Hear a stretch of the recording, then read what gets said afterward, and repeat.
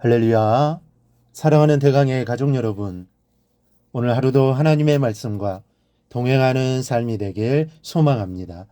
오늘 함께 나눌 하나님의 말씀은 로마서 12장 8절 말씀입니다.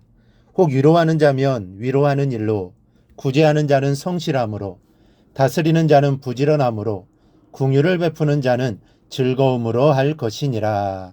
아멘. 지난 시간에는 가르친 것을 지키게 하는 방법 중에 하나인 다스리는 것에 대해 살펴보았습니다. 다스리는 자는 부지런함으로 하라고 했습니다. 그리고 우리 모두는 가르치는 자, 즉 지도자라고 했습니다. 그리고 지도자는 기도하며 준비하는 일에 부지런해야 합니다. 그리고 또 살피는 일에도 부지런해야 합니다. 그래야 나를 통해 하나님의 일을 이룰 수 있다고 했습니다.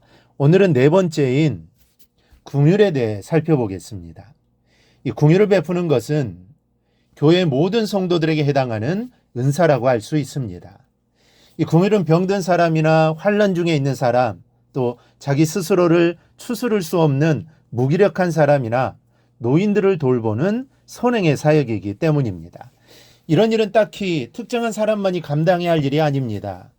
예수님의 사랑을 품고 살아가는 사람이라면 누구라도 자비와 친절로 이 사역을 감당해 나가야 합니다. 이 교회 안팎을 살펴보면 우리의 친절과 사랑의 손길이 필요한 사람들이 얼마나 많은지 모릅니다.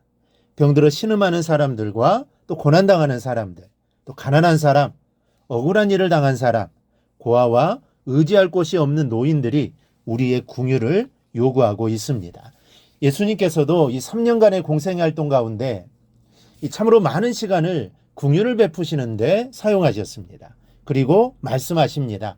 긍휼히 여기는 자는 복이 있나니 그들이 긍휼히 여김을 받을 것이미요.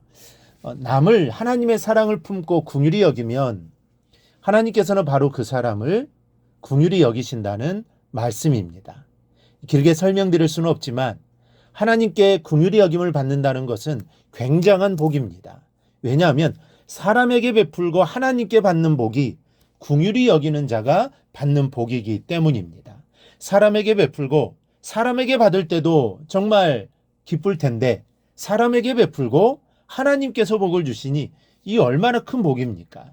여러분, 들깨 한 알이 10바퀴, 100바퀴를 굴러가면 어디까지 가겠습니까? 그래봐야 거기서 거기입니다. 그러나 박이 한 바퀴 굴러버리면 대문밖입니다. 그러니까 내가 하는 일을 하나님의 긍휼의 손길이 밀어주셔야 한다는 것입니다. 내가 아무리 영을 쓰고 굴러봐야 거기서 거기일 뿐입니다. 하지만 가난한 자를 불쌍히 여기는 것은 하나님께 꾸이는 것이니 그 선행을 갚아주시라고 잠언서에는 약속을 합니다. 사람에게 작은 것을 주고 하나님께 큰 것을 받는 비결이 긍휼인 것입니다. 오늘 본문에서 사도 바울은 우리에게 긍휼을 베풀 때는 즐거움으로 하라라고 말씀하고 있습니다. 굳은 일은 솔직히 마지못해서 할 때가 많습니다. 또 적극적으로 하기는 해도 의무감에 젖어서 할 때가 많은 것이 우리의 고백입니다. 그러나 즐거움으로 해야 한다고 본문에서 말씀합니다. 그런데 즐겁지 않은 일을 어떻게 즐거움으로 할 수 있습니까? 별세의 신앙으로 교회를 크게 부흥시킨 이중표 목사님의 간증입니다. 한신교회 어느 집사님 댁에 초상이 났습니다. 오랜 세월을 치매로 고생하시던 그 집사님의 부친께서 소천하신 것입니다. 장례비를 은혜롭게 드린 후에 이 집사님과 목사님께서 이야기를 나누게 되었는데 집사님이 목사님께 고백을 합니다. 목사님, 저는 별세의 삶을 살고 있는 천사와도 같은 한 사람을 알고 있습니다. 목사님이 궁금해서 도대체 누구입니까? 라고 물었는데 바로 제 아내입니다. 목사님께서 아시다시피 저희 선친께서는 오랜 세월을 치매로 고생하시지 않으셨습니까? 그냥 방 안에서 배설을 하시고는 그것을 온 방바닥과 벽에다 도배를 하시면서 사셨습니다. 그런데 목사님도 아시다시피 저희 형편 때문에 아내가 맞벌이를 하지 않습니까? 고되게 일을 하고 돌아와 방문을 열면 그 지독한 냄새는 맡아보지 않는 사람은 상상할 수도 없습니다. 그러면 하루 이틀이 아닌 일이라 인상이라도 찌푸릴 만한데 제 아내는 한 번도 인상을 찡그린 적이 없습니다. 먼저 무릎을 꿇고 열심히 아버님의 위해서 기도합니다. 그리고는 아버님을 욕실로 모셔다가 깨끗이 씻겨드리고 옷을 갈아입힌 후에 걸레로 빨아다가 배설물로 떡칠을 한 방과 벽을 미소를 머금은 얼굴로 찬송을 부르며 닦습니다. 그래서 제가 한번 아내가 안쓰러워 더럽지 않느냐고 물었습니다. 그때 제 아내의 대답입니다. 처음엔 냄새가 나고 괴롭지만 무릎 꿇고 기도하며 찬송을 하노라면 그 냄새가 진한 장미향으로 바뀌어져요. 그러면 더 이상 더럽다는 생각이 들질 않아요. 이런 아내를 둔 저는 정말 행복한 사람입니다. 여러분, 성령께서 역사하시면 배설물의 냄새도 장미의 향으로 바뀌어집니다.